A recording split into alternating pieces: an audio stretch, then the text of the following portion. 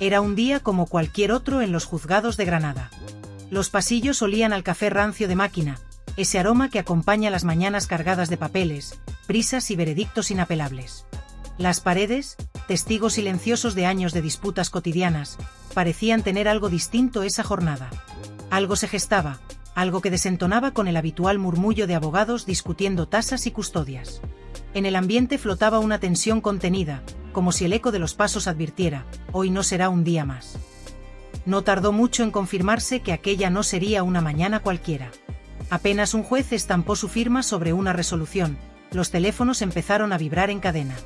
La noticia saltaba de grupo en grupo, de red en red. ¿Has visto lo de Rocío?, preguntaban los mensajes, cargados de exclamación y prisa. Los hashtags escalaban posiciones en cuestión de minutos. Almohadilla justicia para Rocío Flores, almohadilla el juez habla claro, almohadilla se acabó el show. Twitter se convirtió en un hervidero de opiniones, algunos celebrando lo que consideraban una victoria del sentido común, otros, indignados, acusando al sistema de no entender el sufrimiento emocional.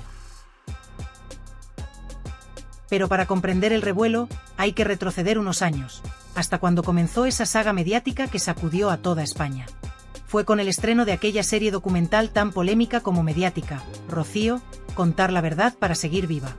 El título ya era una declaración de intenciones, pero también un disparo en mitad del salón familiar de media España. Rocío Carrasco, hija de la inolvidable Rocío Jurado, rompía años de silencio y señalaba directamente a su expareja, Antonio David Flores, como el origen de su sufrimiento. El país se dividió en bandos, como si se tratara de un clásico del fútbol: Team Carrasco contra Team Flores, cada cual defendiendo su trinchera con argumentos, emociones o simplemente memes. Pero en medio de esa guerra emocional y mediática hubo una figura que no pasó desapercibida, aunque quizá muchos hubieran preferido que así fuera: Rocío Flores, hija de ambos, que fue convertida en personaje sin pedirlo y en blanco de muchas miradas. La relación entre madre e hija, rota desde hacía años, se convirtió en otro capítulo del conflicto. Rocío Flores no fue una mera espectadora del relato televisivo, recibió lo suyo. Indirectas, silencios que dolían más que gritos, insinuaciones cuidadosamente editadas para decir sin decir, y alguna que otra acusación que, aunque envuelta en celofán emocional, calaba hondo. Cada vez que la joven se sentaba en un plató, se encendían las redes. Cada lágrima era diseccionada, cada declaración transformada en un clip viral. Su imagen quedó atrapada entre el morbo del público y las opiniones divididas de los tertulianos. Mientras tanto, su madre seguía adelante con su relato, apoyada por una parte del público y por muchos medios, manteniéndose firme en su postura de no levantar el teléfono ni aunque todos los planetas se alinearan. Entonces, cuando todo parecía ya parte del decorado habitual de la televisión vespertina, la justicia irrumpió en escena. O, mejor dicho, el juez Emilio Calatayud. Conocido por su enfoque pedagógico y su firmeza, Calatayud dictó una sentencia que hizo temblar los cimientos del relato dominante. Tras revisar pruebas, leer testimonios y examinar un sinfín de titulares, llegó a una conclusión tan clara como implacable. No se trataba de una denuncia sustentada en hechos contundentes, sino de una estrategia emocional con fuerte carga mediática. En sus palabras, la parte denunciante no buscaba proteger su imagen, sino consolidar un relato sentimental más que verificable. El mazazo judicial resonó con fuerza en las redacciones y estudios de televisión, donde más de uno se quedó sin palabras y otros empezaron a matizar sus opiniones con subjuntivos. Si esto es así, si la justicia lo ha dicho, como si la duda fuera ahora una nueva forma de protegerse. Pero la sentencia no solo desestimaba la denuncia de Carrasco. Iba más allá.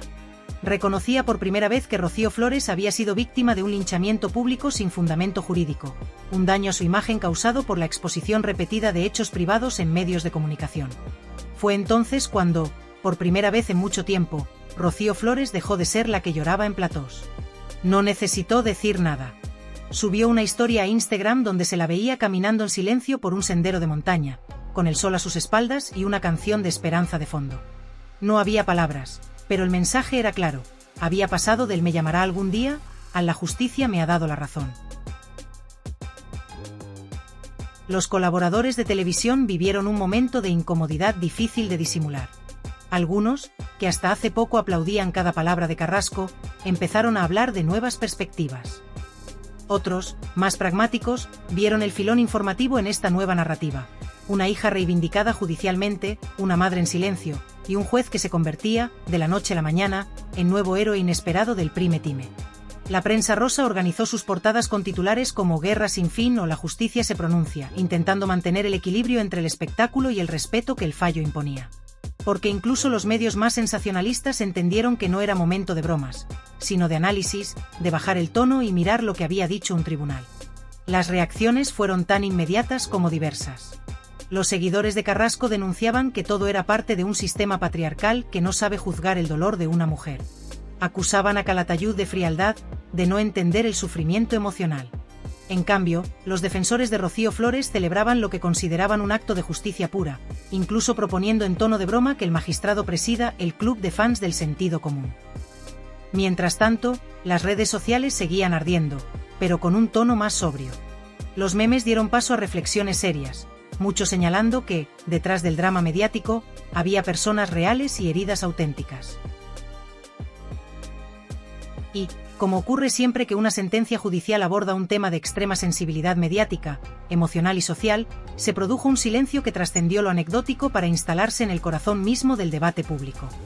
No fue un silencio casual ni pasajero, sino uno espeso, cargado de significados, que se sintió como una pausa colectiva. Como si todos, medios, audiencia, protagonistas y detractores, hubieran contenido el aliento al mismo tiempo. Un silencio que no solo evitaba la estridencia, sino que buscaba protegerse del eco incómodo de una resolución que, independientemente de posturas, dejó heridas abiertas. Los programas de televisión acostumbrados al ruido y al enfrentamiento bajaron el tono sin previo aviso, como si el volumen emocional del fallo fuera tan alto que no hiciera falta elevar la voz para generar impacto. Los presentadores evitaron ciertas preguntas, los colaboradores más incisivos se mostraron inusualmente prudentes, y los titulares, que otras veces eran un estallido, se convirtieron en susurros medidos. Porque lo que acaba de ocurrir no es un episodio más en una saga mediática prolongada, es un golpe simbólico que puede cambiar la narrativa construida durante años, y que señala un antes y un después no solo en el conflicto de una familia rota, sino en la manera en que entendemos los límites entre lo personal y lo público, entre el dolor legítimo y la sobreexposición, entre la memoria individual y el juicio colectivo. Rocío Carrasco, figura central en este caso, símbolo para algunos de lucha y valentía, personaje polémico para otros, no ha pronunciado palabra desde que se conoció la sentencia. Y eso, en alguien que durante tanto tiempo ha hecho del testimonio público una herramienta de defensa, de denuncia y de sanación, no puede interpretarse como una mera pausa reflexiva. Su silencio, en este momento preciso, no es indiferencia ni descuido, es, muy posiblemente, una estrategia deliberada. Tal vez sea su equipo legal el que ha decidido frenar cualquier reacción hasta evaluar las implicaciones reales del fallo, entendiendo que la justicia tiene sus propios tiempos y que hablar demasiado pronto puede suponer abrir nuevas heridas, generar más controversia o incluso dificultar un eventual recurso. Tal vez, en cambio, se trate de un silencio más profundo y más humano, de ese que nace cuando las palabras ya no alcanzan para explicar el impacto de una decisión judicial que no solo cuestiona hechos, sino que pone en duda relatos emocionales que se compartieron con el corazón en la mano. Relatos que fueron emitidos, defendidos, amplificados y ahora, en parte desautorizados. Y eso duele, incluso más allá de lo jurídico. Duele en lo íntimo, en lo simbólico, en lo que uno creía haber recuperado al hablar y que ahora parece estar en entredicho. En el entorno de Rocío Carrasco no se escucha una sola voz. Hay, más bien, una atmósfera de cautela total, casi de repliegue.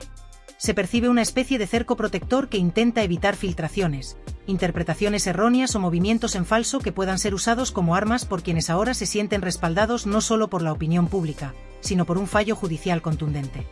Esa contención no es gratuita. Responde a la experiencia acumulada de años en los que cualquier gesto suyo era diseccionado en platós, en redes sociales, en columnas de opinión. Años en los que el mínimo desliz podía convertirse en un argumento para los que ponían en duda su historia o relativizaban su dolor. En este contexto, cada palabra omitida, cada decisión de no aparecer, cada ausencia en redes sociales, parece hablar más que 1000 declaraciones. El silencio, en este caso, es también una forma de resistencia. Una forma de preservar lo que aún queda intacto después del fallo, la dignidad, la identidad, el derecho a procesar la derrota sin hacerlo bajo los focos. Mientras tanto, en el otro extremo del conflicto, el equipo de Rocío Flores, la otra gran protagonista de esta historia tan larga como dolorosa, ha optado por una comunicación calculada, moderada pero firme, que marca un contraste evidente con el pasado. No hay gestos de victoria altisonante ni discursos grandilocuentes, pero sí una postura clara de satisfacción con la sentencia. Se nota en los pequeños detalles, en las declaraciones cuidadosamente elaboradas, en los silencios que también saben comunicar, en los gestos que buscan transmitir serenidad y respeto, incluso cuando la tentación de celebrar podría estar justificada. No se trata de una euforia mal disimulada, sino de una especie de alivio que reconoce, por fin, el esfuerzo de años por demostrar que también ella era víctima, que también su voz merecía ser escuchada, que también su dolor era legítimo. En su entorno se respira una mezcla de justicia tardía y prudencia estratégica. Porque saben que la batalla no ha terminado, que la opinión pública puede cambiar de un día para otro, que una frase mal dicha puede reavivar el fuego mediático, que la exposición excesiva puede volver a colocarla en el centro de una tormenta que, en realidad, nunca ha cesado del todo. Y es que el valor jurídico y simbólico de esta sentencia es inmenso. Por primera vez, un tribunal ha establecido un límite que hasta ahora parecía difuso. El derecho a contar la propia verdad no justifica, en ningún caso, la vulneración del derecho a la intimidad de un hijo. No importa cuán justificado esté el relato, cuán intensa sea la vivencia, cuán mediático sea el caso. La televisión no puede ser un tribunal paralelo. La pantalla no puede otorgar inmunidad. Y, sobre todo, el sufrimiento personal, por muy real que sea, no otorga licencias para exponer a otros sin su consentimiento, especialmente cuando esos otros son hijos, personas que tienen derecho a construir su identidad al margen del relato de sus padres. Esta sentencia viene a decir que los límites existen, incluso en la era de la televisión emocional, incluso cuando el discurso se presenta como catarsis o como reparación. Y marca un antes y un después no solo para Rocío Carrasco y Rocío Flores, sino para todas las personas públicas que han creído que, por haber sido heridas, están autorizadas a herir. El dolor no justifica la exposición. La justicia, aunque a veces lenta, a veces incompleta, también pone orden. Rocío Flores, con apenas poco más de 20 años, ha vivido una exposición que muy pocas personas podrían soportar. Desde su adolescencia ha sido objeto de análisis, juicios paralelos, opiniones no solicitadas y especulaciones constantes. Su vida, en lugar de ser suya, se convirtió en contenido para debates, ratings y narrativas ajenas. Ha sido utilizada como argumento en conflictos que no eligió protagonizar y ha sido despojada de la posibilidad de vivir su propia historia sin que cada paso fuera interpretado a través del prisma de una madre dolida y de una audiencia ávida de posicionarse a favor o en contra. Hoy, por primera vez en mucho tiempo, la justicia ha intervenido para recordarnos que detrás del personaje hay una persona. Que más allá del espectáculo, existe una hija que también merecía protección, silencio, privacidad y respeto. La sentencia no borra el daño, pero sí le otorga algo profundamente valioso: reconocimiento. Le devuelve el derecho a no tener que justificarse, a no tener que pedir una llamada, a no cargar con la culpa ajena, a no tener que explicar su historia cada vez que su nombre aparece en un titular. Por supuesto, este no es el final. Las consecuencias legales, mediáticas y emocionales de esta sentencia aún están por verse. Probablemente llegarán recursos, contrarrelatos, nuevas entregas televisivas, intentos de relativizar el fallo o de reformular la narrativa. Quizá incluso se explore un camino de reconciliación, o por el contrario, el conflicto se agudice y se traslade a otros escenarios. Nada es definitivo cuando la materia prima es la familia, el dolor y la televisión. Pero hoy, al menos por hoy, Rocío Flores ha recibido algo que no se mide en horas de pantalla ni en likes: el derecho a estar en paz. A sentirse amparada por una sentencia que no le exige más explicaciones. A dejar de ser el personaje que otros crearon para convertirse, por fin, en lo que siempre fue: una hija herida, sí, pero también una joven con derecho a la intimidad, al respeto y a la libertad de vivir sin ser constantemente interpelada por un pasado que no eligió mediatizar. Y en un país donde el espectáculo lo devora todo, donde el dolor se convierte en entretenimiento y las lágrimas se monetizan, que un juez haya dicho basta es, sin duda, una victoria extraordinaria. Porque esta vez, el giro de guión no fue escrito por un productor, ni editado por un guionista de realities. Esta vez, el giro lo firmó un juez. Y ese gesto, en medio del ruido, tiene una fuerza que ningún prime time puede igualar. En un tiempo en el que la vida privada se desdibuja entre las luces del plató y la viralidad de las redes sociales, el caso que ha enfrentado a una madre y su hija en los tribunales no solo expone un conflicto familiar de enorme carga emocional, sino que también desnuda los mecanismos de una sociedad que convierte el dolor íntimo en entretenimiento masivo.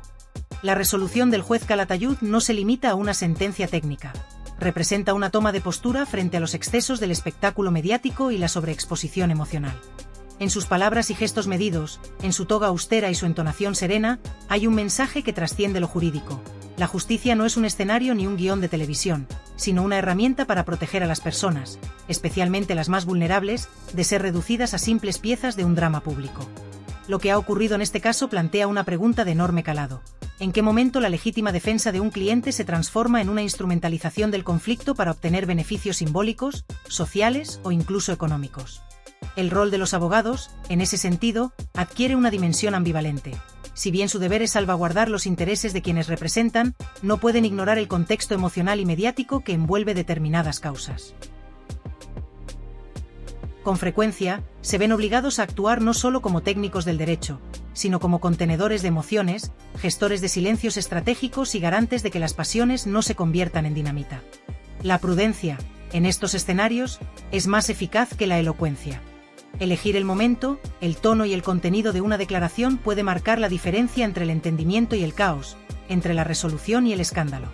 Mientras tanto, los medios de comunicación enfrentan su propio dilema ético. La búsqueda constante de audiencia y clics puede llevar a una cobertura desmedida de temas profundamente delicados. No se trata solo de informar, sino de cómo se informa. El tratamiento que se le da a los protagonistas, el uso de titulares sensacionalistas o la insistencia en mostrar imágenes cargadas de dolor no son decisiones neutras. Impactan directamente en la percepción pública y en la vida de quienes están en el centro del huracán. Y aquí los profesionales de la información tienen un desafío mayúsculo: equilibrar el derecho a informar con el deber de respetar. La línea es tan delgada que muchas veces se cruza sin siquiera advertirlo, y las consecuencias son devastadoras. En este entorno de alta exposición, las redes sociales funcionan como una caja de resonancia imparable. Amplifican el contenido, lo deforman, lo comentan sin pausa y muchas veces, sin fundamento. Las plataformas digitales permiten que voces antes invisibles tengan un espacio para expresarse, sí, pero también generan una avalancha de juicios rápidos, opiniones viscerales y ataques personales que afectan la estabilidad emocional de los implicados. La figura de Rocío Flores es un claro ejemplo de ello. Su historia ha sido difundida hasta el cansancio, comentada por miles, juzgada sin filtros. Cada palabra suya ha sido analizada, cada silencio interpretado, cada gesto convertido en titular. Esa sobreexposición, lejos de aliviar tensiones, las exacerba. Y lo más preocupante es que no solo compromete su bienestar, sino que también sirve como modelo de lo que ocurre con miles de personas anónimas que enfrentan conflictos similares fuera del foco mediático. La sentencia de Calatayud pone sobre la mesa otra cuestión esencial: la necesidad urgente de una educación emocional y mediática que permita a la ciudadanía, no solo a los periodistas o a los jueces, sino también al público general, comprender el impacto que tiene el consumo desmedido de este tipo de contenidos. Entender que detrás de cada titular hay seres humanos con historias complejas, dolores profundos y contradicciones internas es el primer paso para romper con la lógica del espectáculo. Porque cuando los dramas familiares se convierten en materia prima para alimentar el morbo colectivo, se produce una deshumanización que deja cicatrices difíciles de borrar. No se trata únicamente de evitar el daño mediático. También está en juego la forma en que como sociedad entendemos la justicia, la privacidad y el perdón. Las historias de familia no concluyen en un juzgado ni se resuelven con una sentencia. Son procesos largos, atravesados por emociones que no se borran con una firma o una declaración pública. En ese sentido, hay una esperanza que aún permanece, la esperanza de que madre e hija, con el paso del tiempo, puedan reconstruir puentes, reencontrarse en algún punto intermedio entre el dolor y la comprensión. La esperanza de que algún día esas conversaciones pendientes se den en la intimidad de un salón, no en medio del bullicio de las cámaras. Porque el verdadero acto de justicia no siempre está en la condena o en el veredicto, sino en el proceso lento y silencioso de sanar. Este proceso de sanación no es fácil. Implica enfrentarse a heridas profundas, a reproches que se arrastran por años, a silencios que gritan más que cualquier palabra. Pero también supone abrir espacios de diálogo, aceptar los errores propios, escuchar sin juzgar y reconstruir desde los pedazos. Es aquí donde la dimensión humana de la justicia cobra su mayor valor, no como una fuerza impositiva, sino como una aliada de la reconciliación. Por eso, la sentencia no puede ser vista como el final de la historia, sino como una pausa necesaria, un momento de reflexión que permite a todos los actores, familiares, abogados, periodistas, espectadores, revisar su papel en el drama colectivo. No se puede pasar por alto el efecto espejo que este caso tiene en otras familias. Muchas personas que viven disputas similares, aunque lejos del escrutinio público, pueden sentirse identificadas. Y esa identificación puede generar tanto consuelo como alerta. Consuelo al comprobar que no están solas, y alerta ante los peligros que implica abrir al mundo lo que debería ser resuelto en casa. El conflicto entre madre e hija no es solo suyo, es el reflejo de una sociedad que ha perdido el pudor ante la exposición emocional, que consume sin filtro la intimidad ajena, que convierte el sufrimiento real en material viral. La cultura del todo se puede decir, del todo se puede mostrar, necesita ser cuestionada. Hay un costo real detrás de esa exposición ilimitada, y ese costo lo pagan las personas involucradas en las historias que todos consumen con tanta facilidad. No basta con regular lo que se dice, es necesario formar en valores que permitan contener lo que se siente. La empatía, el respeto y la comprensión no son adornos de la convivencia, sino pilares que sostienen los vínculos humanos incluso en los momentos más difíciles. Por todo esto, el juez Calatayud no solo ha dictado una resolución judicial, sino que ha emitido un mensaje social. Su sentencia actúa como un freno, como un límite claro frente a una dinámica mediática que amenaza con desbordarse. Su decisión no busca silenciar a nadie, sino proteger la dignidad de todos. Porque la dignidad humana, como él ha recordado, no es negociable, ni puede ser sacrificada en nombre del rating o de la opinión pública. Este caso también ha evidenciado la transformación de la justicia en tiempos hiperconectados. Hoy, los jueces no solo deben aplicar la ley, sino considerar el impacto que sus decisiones tienen en una sociedad que observa, comenta y viraliza en tiempo real. La justicia, entonces, se ve obligada a adaptarse sin perder su esencia, ser un espacio de equilibrio, donde las emociones no dicten sentencia y donde la razón prevalezca sobre el ruido. Y en esa evolución, la salud mental ocupa un lugar cada vez más relevante. Las secuelas emocionales de quienes se ven atrapados en este tipo de exposiciones no pueden seguir siendo ignoradas. Es fundamental que existan mecanismos de apoyo psicológico, espacios de contención y estrategias para acompañar a las personas afectadas más allá del dictamen judicial. Por último, lo que esta situación revela, más allá del caso particular, es la necesidad de asumir una responsabilidad compartida.